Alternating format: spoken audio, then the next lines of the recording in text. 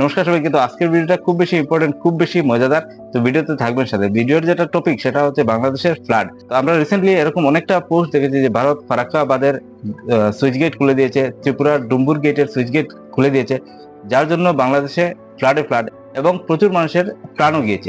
তো আদৌ সেটার বাস্তবতাটা কি এবং সেটার প্রতিকার হিসেবে বাংলাদেশ কি পদক্ষেপ নিতে চাইছে, সেটাই আজকের মেইন টপিক।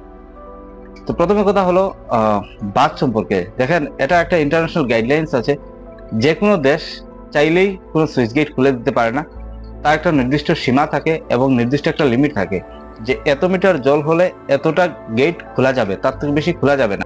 তো জিওগ্রাফিক্যালি বাংলাদেশের উপরে হচ্ছে ভারত। তো এবার ভারতে যখন জল জমে যাবে, ভারত যখন দেখবে যে এই জলটা আর কোনো অবস্থাতে কন্ট্রোল করা যাচ্ছে না, তখন কিছুটা জল সে ছাড়বে।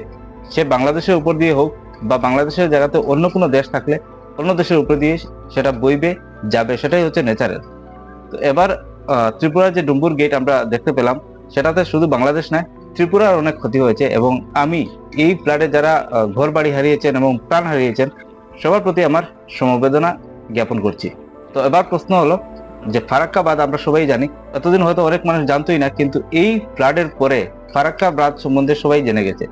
বাংলাদেশ থেকে এত এত পোস্ট এসেছে ফেসবুকে এবং ইউটিউবে যে ফারাক্কা বাঁধ নিয়ে আর কোনো মানুষের কোনো সন্দেহ নেই। এবার আপনাকে একটা ভিডিও দেখাই, তো প্রথমে সেই ভিডিওটা দেখেন।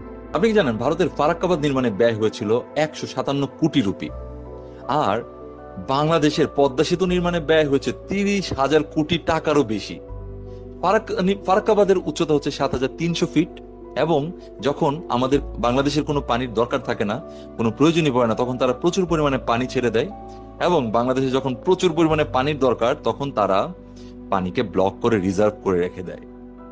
সো বর্তমানে যে ফারাক্কাবাদ আছে সেটার থেকে যদি আমরা 40 কিলোমিটার দূরে একটি 7,500 ফিটের ফারাক্কাবাদ নির্মাণ করি, নতুন একটি ফারাক্কাবাদ, এবং ভারত যদি আমাদেরকে পানি ছেড়েও দেয়, এখানে 40 কিলোমিটারের মধ্যে সেই পানি থেকে যাবে।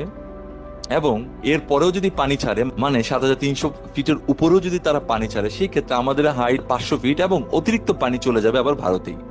এক মিনিট। তো ব্যাপার হচ্ছে, ওরা বলছে যে ফারাক্কা বাঁধের পরে আরেকটা ড্যাম বানাবে, যেটা হাইট নাকি থাকবে 7,500। এবার চলুন গুগলে দেখে নেই যে ওয়ার্ল্ডের সবচেয়ে উঁচু ড্যাম কোথায় এবং কোন দেশে অবস্থিত। তো আপনারা স্পষ্ট দেখতে পাচ্ছেন যে ওয়ার্ল্ডের সবচেয়ে উঁচু ড্যাম যেটা, সেটার উচ্চতাই হচ্ছে 1,001 ফিট এবং সেটা চায়নাতে। কিন্তু এই গন্ডমূর্খরা কিছু না জেনে না বুঝে একদম পাগলের মতো প্রলাপ করে যাচ্ছে এবং এদের দ্বারাই বাংলাদেশে এত হিংসা বাড়ছে। একদম স্পষ্ট কথা। কারণ বাংলাদেশের মানুষ হয়তো এখনো অতটা জাগ্রত নয়। এই যে কিছু গ্রুপ অফ পার্সন যারা সোশ্যাল মিডিয়া হ্যান্ডেল করে এবং মানুষের সাথে কন্টেক্টে আসে, এদের ভুল তথ্যর জন্য দুই দেশের মধ্যে সম্পর্ক নষ্ট হচ্ছে। আচ্ছা, এবার যে বললো 7,500 ফিট, তাহলে সবচেয়ে ইম্পর্টেন্ট যেটা হচ্ছে ওয়ার্ল্ডের সবচেয়ে হাইয়েস্ট পিক মাউন্টেন যেটা পর্বত এভারেস্ট, সেই এভারেস্টের হাইট কত সেটা একবার দেখে নিই। তো দেখা যাচ্ছে এভারেস্টের হাইট হচ্ছে 8,800 ফুট থেকে একটু বেশি। তো এবার ব্যাপার হচ্ছে এরা 7,500 ফিট একটা ড্যাম বানাবে, সেই ড্যাম দ্বারা ওরা জল নিয়ন্ত্রণ করবে।